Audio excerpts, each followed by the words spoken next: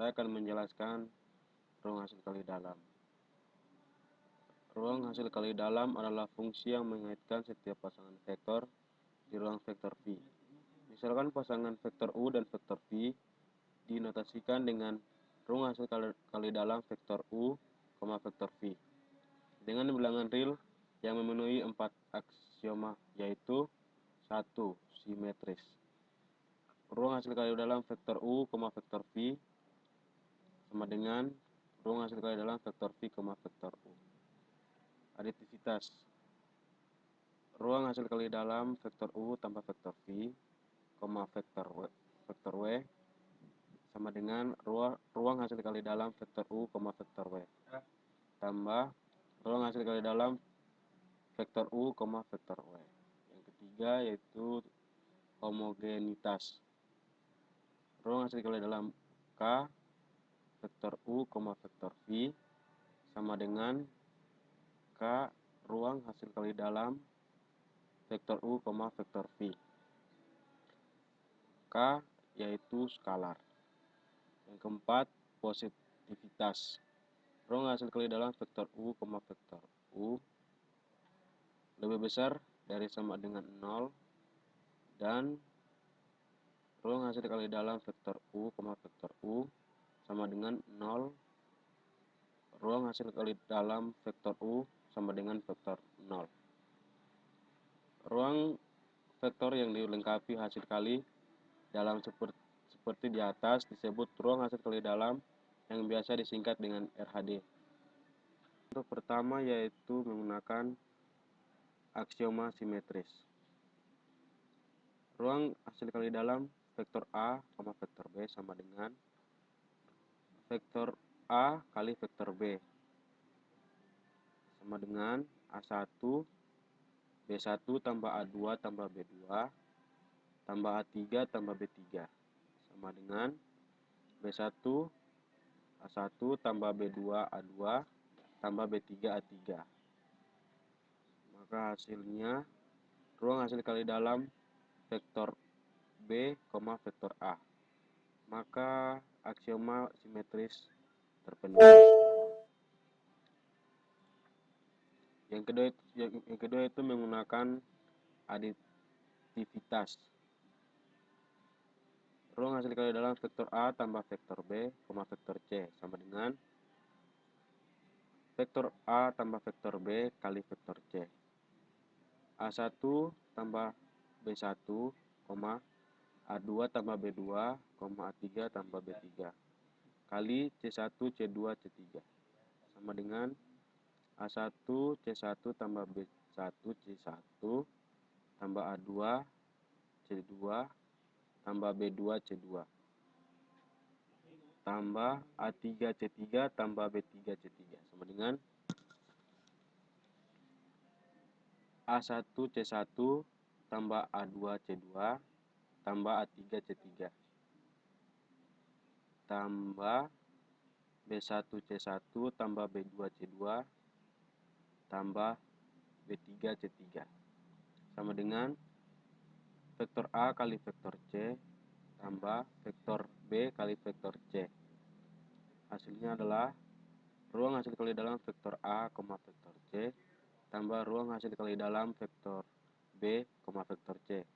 Maka hasilnya terpenuhi. Yang ketiga yaitu menggunakan aksioma homogenetis. Ruang hasil kali dalam skalar vektor A, vektor B sama dengan skalar vektor A kali vektor B sama dengan KA1 B1 tambah skalar A2B2 tambah skalar A3B3 sama dengan skalar A1B1 tambah A2B2 tambah A3B3 sama dengan skalar vektor A kali vektor B, hasilnya adalah skalar ruang hasil kali dalam vektor A, vektor B. Maka homogenetis terpenuhi. Yang keempat yaitu menggunakan positivitas. Ruang hasil kali dalam vektor A, vektor A sama dengan vektor A kali vektor A sama dengan A1 pangkat 2 tambah A2 pangkat 2 tambah A3 pangkat 2. Lebih besar dari sama dengan 0. Dan vektor ruang hasil kali dalam vektor U, vektor U sama dengan A1 pangkat 2 tambah A2 pangkat 2 tambah A3 pangkat 2 sama dengan 0. Vektor U sama dengan 0,0,0,0 sama dengan vektor 0. Maka hasilnya terpenuhi. RHD yang memiliki hasil kali dalam merupakan perkalian titik standar seperti di atas biasa disebut HRD Euclides. Contoh yang kedua yaitu diketahui ruang hasil kali dalam vektor U, vektor V sama dengan AD tambah CF dengan vektor U sama dengan kurung buka A, B, C kurung tutup dan vektor V sama dengan kurung buka D, E, F kurung tutup, apakah ruang hasil kali dalam vektor U, vektor V tersebut merupakan hasil kali dalam? Akan ditunjukkan apakah vektor ruang hasil kali dalam vektor U, vektor V tersebut memenuhi keempat aksioma hasil kali dalam. Aksioma yang pertama yaitu simetris.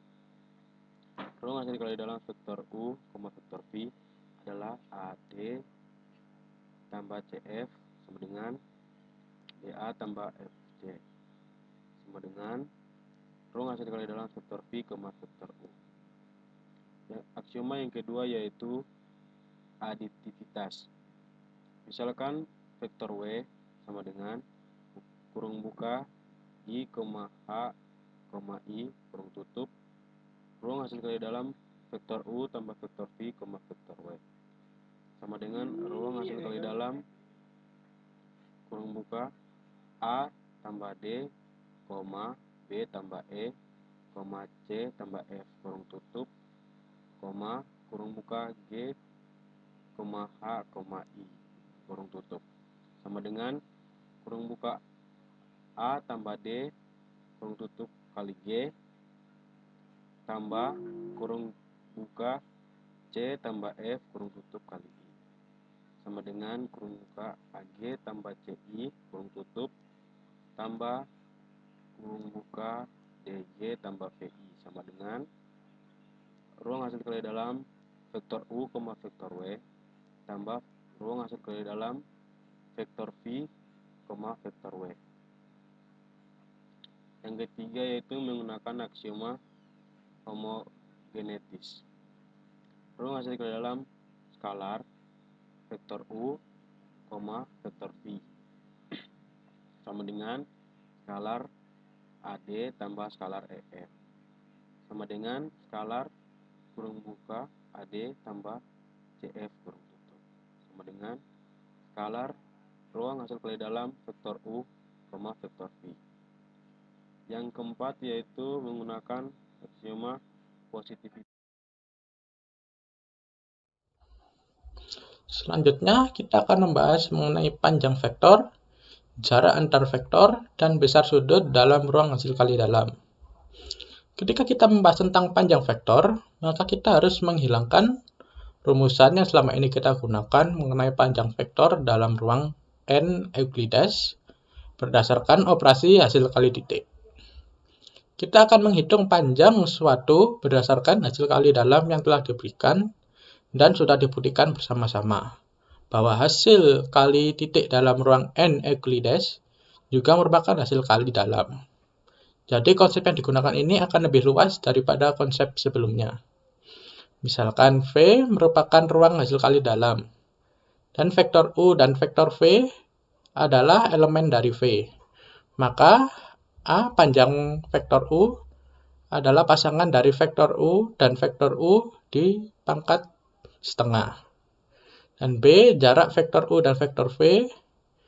D vektor U dan vektor V sama dengan pasangan dari vektor U dikurangi vektor V dan vektor U dikurangi vektor V pangkatkan setengah. C. Misalkan theta sudut antara vektor U dan vektor V dalam ruang hasil kali dalam, maka besar cos theta adalah cos theta sama dengan pasangan vektor U dan vektor V dibagi mutlak dari vektor U dikali mutlak dari vektor V. Jika vektor U dan vektor V saling tegak lurus, maka mutlak vektor U ditambah V mutlak pangkatkan 2 adalah mutlak U vektor U kuadrat ditambah mutlak dari vektor V kuadrat. Buktinya vektor U ditambah vektor V kuadrat sama dengan pasangan vektor U ditambah vektor V dan vektor U ditambah vektor V. Kemudian dari sistem rumus yang tadi menghasilkan nilai ini. Dan kemudian dikelompokkan menjadi pasangan vektor U dan vektor U ditambah pasangan vektor V dan vektor V ditambah 2 kali pasangan vektor U vektor V. Dari ini hasil ini kemudian disederhanakan menjadi mutlak vektor U kuadrat ditambah mutlak vektor V kuadrat. Kemudian kita ke contoh. Diketahui V adalah ruang hasil kali dalam dengan hasil kali dalam pasangan vektor U dan vektor V sama dengan U1 V1 ditambah 2U2 V2 tambah U3 V3 dengan vektor U sama dengan U1 U2 U3 dan vektor V sama dengan vektor V1 V2 V3. Jika vektor-vektor A vektor dan B vektor adalah elemen dari V dengan A vektor sama dengan 1, 2, 3 dan vektor B adalah 1, 2, 2, tentukan A besar cos alpha jika sudut yang dibentuk antara vektor A dan vektor B adalah alpha dan B jarak antara vektor A dan vektor B. Kemudian kita masukkan rumus yang tadi, cos theta sama dengan pasangan vektor A dan vektor B dibagi mutlak vektor A kali mutlak vektor B. Kemudian pasangan vektor A dan vektor B sama dengan ini dimasukkan 1 dikali 1 ini sama ini ditambah 2 kali 2 kali 2 ini ditambah 2 kali 3. Dihitung hasilnya 15. Itu jawaban yang A. Kemudian yang B, kita lanjutkan mutlak vektor A sama dengan akar dari akar 1 kuadrat ditambah 2 kali 2 kuadrat ditambah 3 kuadrat. Ini hasilnya akar 18. Kemudian mutlak vektor B sama seperti ini dimasukkan akar 1 kuadrat ditambah 2 kali 2 kuadrat ditambah 2 kuadrat. Hasilnya akar 13. Jadi cos theta sama dengan ini tadi pasangan A dan pasangan vektor A dan pasangan vektor B dibagi mutlak A kali mutlak B dimasukkan 15 dibagi akar 18 dikali akar 13. Hasilnya ini 15 per akar 234.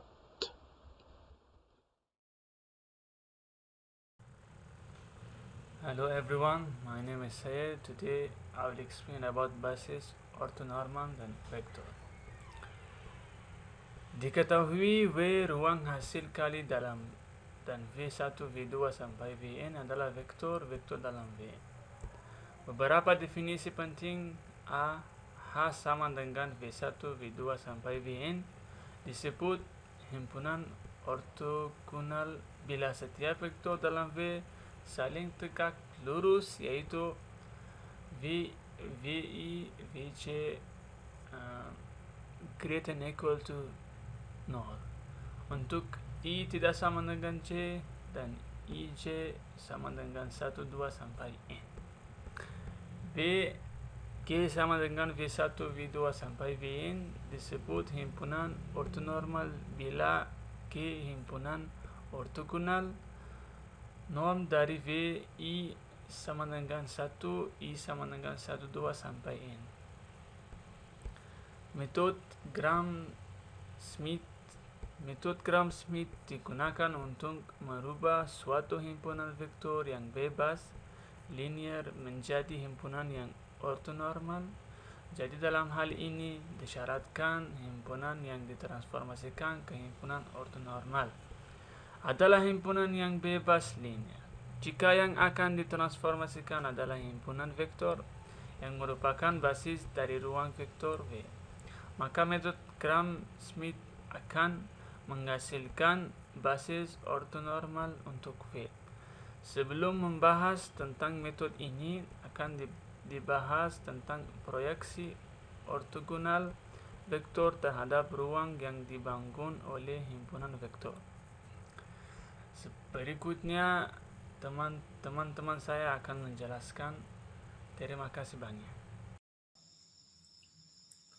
Diketahui himpunan dari H yaitu vektor V1, vektor V2, seterusnya sampai vektor ke N adalah himpunan vektor yang bebas linear dari ruang vektor V dengan dim lebih dari N dan S, memiliki anggota vektor W1, vektor W2, dan seterusnya sampai ke N, merupakan himpunan yang ortonormal. Jika W menyatakan ruang yang dibangun oleh vektor W1, vektor W2, dan seterusnya, maka untuk setiap vektor Z1 dan W dapat dituliskan vektor Z1 sama dengan K, yaitu skalar 1 dikali vektor W1 tambah K2 kali W2 ditambah dan seterusnya sampai ke N, dengan K1, K2 sampai K ke N itu adalah skalar. Jika vektor dari U adalah sembarang vektor dalam V, maka tentunya vektor U dapat ditulis sebagai jumlah dari dua vektor yang saling tegak lurus, misalkan vektor Z1 dan vektor Z2. Jadi dapat dituliskan vektor dari U sama dengan vektor dari Z1 tambah vektor dari Z2. Karena vektor Z1 dalam W, maka sebenarnya vektor Z1 merupakan proyeksi ortogonal vektor U terhadap W. Sedangkan vektor Z2 merupakan komponen vektor dari vektor U yang tegak lurus terhadap W. Jadi, untuk menentukan vektor Z1, maka harus ditentukan nilai skalar itu sendiri, yaitu K1, K2, dan seterusnya. Sedemikian hingga nilai K1 merupakan panjang proyeksi dari vektor U terhadap vektor W1, skalar merupakan panjang proyeksi dari vektor U terhadap vektor W2, dan seterusnya, sehingga skalar ke N merupakan panjang proyeksi vektor U terhadap vektor W ke N. Proyeksi ortogonal vektor U terhadap vektor W1 adalah ini disimpulkan pro W1 dalam kurung vektor U sama dengan vektor U sama vektor W, dikarenakan vektor W1, W2, dan seterusnya merupakan vektor-vektor yang ortonormal. Jadi dapat dituliskan bahwa proyeksi ortogonal vektor U terhadap W adalah pro W dalam kurung vektor U sama dengan vektor Z1 sama dengan vektor U, vektor W1. Vektor W1, saya ulangi. Jadi dapat dituliskan bahwa proyeksi ortogonal vektor U terhadap W adalah Pro W dalam kurung vektor U sama dengan vektor Z1 sama dengan vektor U, vektor W1 plus vektor U, vektor W2, dan seterusnya sampai ke N. Dengan kesemuanya W, vektor W1, 2, dan seterusnya itu merupakan himpunan ortonormal. Komponen vektor U yang dikali terhadap W adalah vektor Z2 sama dengan vektor U dikurangi vektor U, vektor W1 plus vektor U, vektor W2, dan seterusnya sampai ke N. Misal diketahui K sama dengan vektor dari V1, V2, dan seterusnya adalah himpunan yang bebas linear, maka K dapat diubah menjadi himpunan S, yaitu vektor W1, vektor W2, dan seterusnya sampai ke N, yang ortonormal dengan menggunakan metode Gram-Schmidt, yaitu langkah pertama, vektor W1 sama dengan vektor V1 dibagi panjang dari vektor V1 itu sendiri. Ini proses normalisasi yang paling sederhana karena hanya melibatkan satu vektor saja. Pembagian dengan panjang vektor V1 bertujuan agar vektor W memiliki panjang sama dengan 1. Pada akhir langkah ini didapatkanlah vektor W1 yang ortonormal. Lalu langkah kedua yaitu vektor dari W2 sama dengan vektor V2 dikurangi vektor V2, vektor W1 dikali vektor W1, lalu dibagi panjang dari vektor V2 dikurangi vektor V2, vektor W1 dikali vektor W1. Lalu dari langkah ini kita akan mendapatkan dua vektor, yaitu vektor W1 dan vektor W2 yang ortonormal. Lalu yang langkah ketiga sama sebenarnya, vektor W3 sama dengan vektor V3 dikurangi vektor V3, vektor W1 dikali vektor W1 dikurangi vektor V3, vektor W2 dikali vektor W2, lalu dibagi panjang dari vektor V3 dikurangi vektor V3, vektor W1 dikali W1 dikurangi vektor V3, vektor W2 dikali vektor W2, dan seterusnya sampai ke N. Secara umum, untuk rumus dari metode Gram-Schmidt ini yaitu ini rumusnya. Dengan W merupakan ruang yang dibangun oleh vektor W1 dan seterusnya vektor ke W I dikurangi 1. Pada metode ini pemilihan vektor V1, vektor V2, dan seterusnya tidak harus mengikuti urutan vektor yang diberikan, tetapi bebas sesuai keinginan kita, karena satu hal yang perlu diingat bahwa basis suatu ruang vektor tidak tunggal. Jadi dengan mengubah urutan dari vektor V1, vektor V2, dan seterusnya sangat memungkinkan didapatkan jawaban yang berbeda-beda. Pemilihan urutan dari vektor V1, V2 ini yang disarankan adalah yang mengandung hasil kali dalam yang bernilai 0, yaitu vektor VI, vektor VJ sama dengan 0. Ini hanyalah lambang inisialisasi. Dalam kasus ini bisa diambil vektor V1 sama dengan vektor VI dan vektor V2 sama dengan vektor J, dan seterusnya. Lalu ini ada contoh. Diketahui H sama dengan vektor dari A, vektor dari B, vektor dari C. Dengan vektor dari A yaitu 1, 1, 1, dan vektor dari B sama dengan 1, 2, 1. Sedangkan dari C yaitu -1, 1, dan 0. Pertanyaannya, apakah H basis R 3 dimensi? B. Jika iya, transformasikan H menjadi basis ortonormal dengan menggunakan hasil kali dalam Euclides. Jawab,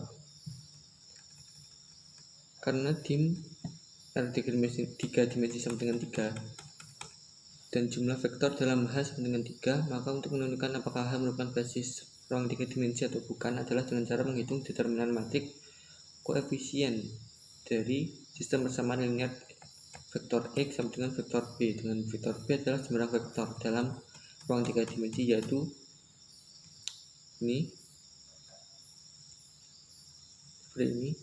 Jika determinannya sama dengan 0, maka berarti H bukan merupakan basis R 3 dimensi. Sebaliknya, jika determinan tidak sama dengan 0, maka berarti vektor-vektor di H bebas linear dan membangun R 3 dimensi. Jadi H merupakan basis R 3 dimensi.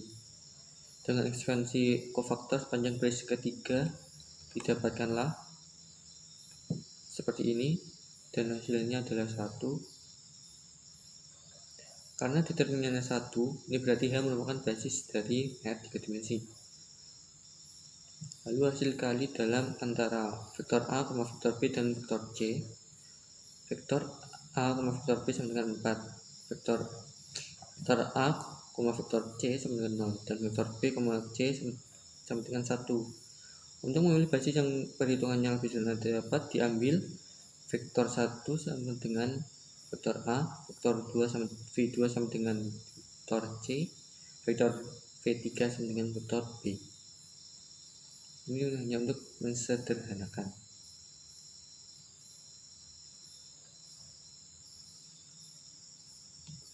Lalu mengikuti langkah-langkah dari Gram-Schmidt tadi. Langkah pertama yaitu vektor dari V1 sama dengan vektor dari A dibagi panjang dari vektor A itu, yaitu 1,1,1 dibagi panjangnya yaitu akar 3. Yang kedua, vektor W2 sama dengan C. Vektor dari C dikurangi vektor dari C, vektor W1 dikali vektor W1 dan dibagi panjangnya, sehingga didapatkan seperti ini. Min 1,1,0 dibagi akar 2. Lalu karena vektor dari A, vektor dari C sama dengan 0, maka vektor dari C, vektor W1 sama dengan vektor dari C, vektor dari A bagi panjang dari vektor A. Itu pun sama seperti kebalikannya. Ini sama dengan 0. Lalu langkah ketiga, W3 sama dengan vektor dari B dikurangi vektor B, vektor W1 dikali vektor W1 dikurangi vektor B, vektor W2 dikali vektor W2 dibagi panjangnya. Rumusnya sama, langkah-langkahnya juga sama. Hasilnya saya dapatkan seperti ini. Ini jika dibuat metrik seperti ini, lalu ketemu hasilnya 1/6.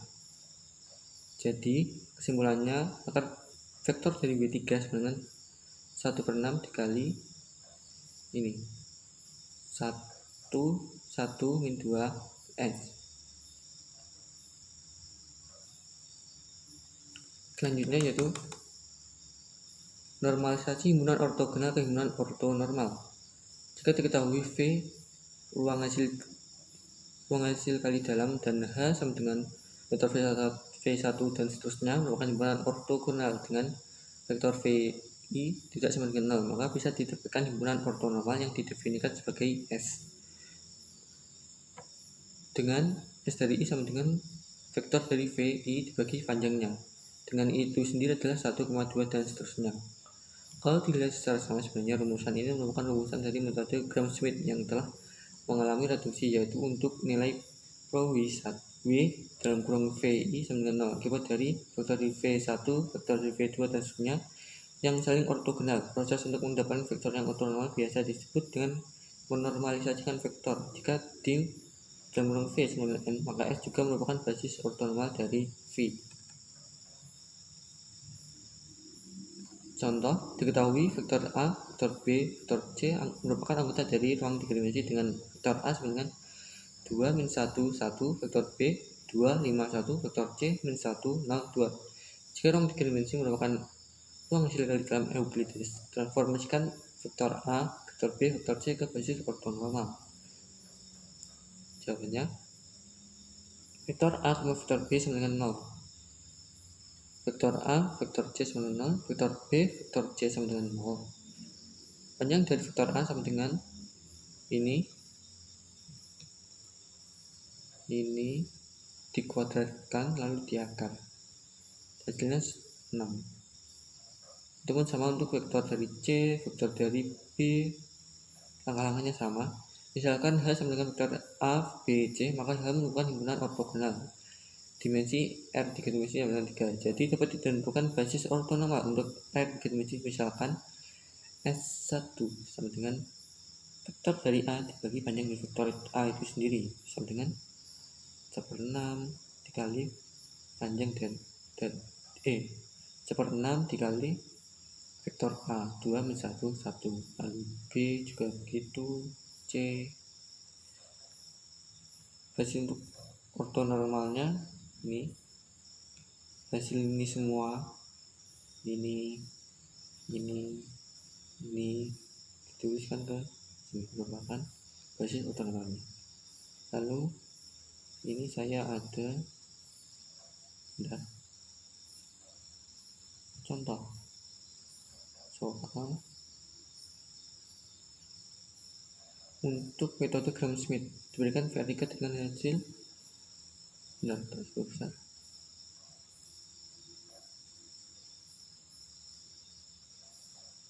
Diberikan V sama dengan V dengan hasil kali dalam hal ini tetapkan algoritma Gram-Schmidt untuk ortogonalkan basis ini 1 min 1 1 1 0 1 1 1 2. Memastikan basis tersebut berubah menjadi sebuah basis ortonormal. Ini dimisalkan vektor U1 sama dengan 1 min 1 1, U2 sama dengan 1 0 1, U3 sama dengan 1 1 2. Langkah sama V1 sama dengan U1 1 1 1 untuk B, C, U2, U3. Langkah 2 seperti tadi, vektor dari U2 dikurangi vektor U2 V1 dengan V1 bagi panjang W1 kuadrat. Seperti ini langkah-langkahnya. Sampai ke langkah 3 juga sama. Lalu nanti akan diperoleh basis seperti ini. Lalu diperoleh basis ortonormal dengan A1, A2, A3 dengan A1 sama dengan vektor V1 dibagi panjang dari vektor V1 seperti ini. Ruben sama sekian dari saya. Untuk selanjutnya akan diteruskan oleh teman saya. Tentang perubahan basis. Suatu ruang vektor bisa memiliki beberapa basis. Sifat inilah yang terdapat pada sembarang vektor X dalam suatu ruang vektor V yang memiliki himpunan vektor A dan B sebagai basisnya, maka vektor X merupakan kombinasi linier dari vektor-vektor di A dan B. Berikut ada langkah-langkah untuk melihat hubungan antar kombinasi linier tersebut. Jika V ruang vektor S terdiri dari vektor S1, vektor S2, vektor Sn merupakan basis V, maka untuk sembarang vektor X anggota V dapat dituliskan vektor X sama dengan K1 kali vektor S1 tambah K2 kali vektor S2 tambah Kn kali vektor Sn dengan K1, K2, Kn sebagai skalar dan juga disebut sebagai koordinat vektor X relatif terhadap basis S. Vektor XS sama dengan K1, K2, Kn yang juga disebut sebagai matriks vektor X relatif terhadap basis S. Jika S merupakan basis ortonormal, maka vektor XS sama dengan vektor X, vektor S1, vektor X, vektor S2, vektor X, vektor Sn. Jika A sama dengan vektor X1 dan vektor X2 dan B sama dengan vektor Y1 dan vektor Y2 yang berturut-turut merupakan basis dari V, maka untuk sembarang Z anggota V bisa didapatkan vektor Z basis A dan vektor Z basis B. Inilah hubungan dari vektor Z basis A dan vektor Z basis B. Misalkan vektor X1 basis B sama dengan AB dan vektor X2 basis B sama dengan JD. Dari vektor X1 sama dengan B akan didapatkan vektor X1 sama dengan A kali vektor Y1 tambah B vektor Y2. Untuk persamaan 1, Dan dari vektor X2 basis B didapatkan vektor X2 sama dengan C kali vektor Y1 tambah D kali vektor Y2. Untuk Z1 basis A akan didapatkan vektor Z sama dengan K1 kali vektor X1 tambah K2 kali vektor X2 untuk persamaan yang ketiga. Dengan melakukan substitusi dari persamaan 1 dan 2 ke persamaan 3 akan didapatkan vektor Z sama dengan K1 dikali persamaan yang ke-1 dan K2 dikali persamaan yang kedua sama dengan K1 kali A tambah K2 kali C dikali vektor Y1 ditambah K1 kali B tambah K2 kali D dikali vektor Y2. Ini berarti vektor Z basis B sama dengan K1 kali A tambah K2 kali C, K1 kali B tambah K2 kali D sama dengan A, C, B, D kali K1, K2 sama dengan P vektor Z basis A. P disebut matriks transisi dari basis A ke basis B. Secara umum, jika A terdiri dari vektor X1, vektor X2, vektor Xn, dan B terdiri dari vektor Y1, vektor Y2, vektor Yn yang berturut-turut merupakan basis dari ruang vektor Y, maka matriks transisi basis A ke basis B adalah P sama dengan vektor X1B, vektor X2B, vektor Xnb. Jika P dapat dibalik, maka matriks P inverse merupakan matriks transisi dari basis B ke basis A. Contoh soal, diketahui A sama dengan vektor V, dan B, vektor X dan vektor Y yang berturut-turut merupakan basis R2, dengan vektor V sama dengan 2,2, vektor W sama dengan 3,-1, vektor X sama dengan 1,3, dan vektor Y sama dengan -1,-1. Untuk soal yang A, tentukan matriks transisi dari basis A ke basis B. Akan kita misalkan vektor V basis B sama dengan AB, maka vektor V sama dengan vektor matriks B dikalikan AB akan didapatkan A sama dengan 0 dan B sama dengan -2. Ini dapat dihitung dengan menggunakan perkalian dari vektor V dikalikan dengan matriks B inverse. Dan untuk vektor V basis B sama dengan CD, maka vektor V sama dengan matriks B dikalikan dengan CD, dan akan didapatkan CD sama dengan -2 dan -5. Ini juga sama didapatkan dari perkalian matriks vektor V dengan matriks B inverse. Jadi matriks transisi dari basis A ke basis B adalah P 0, -2, -2, dan -5.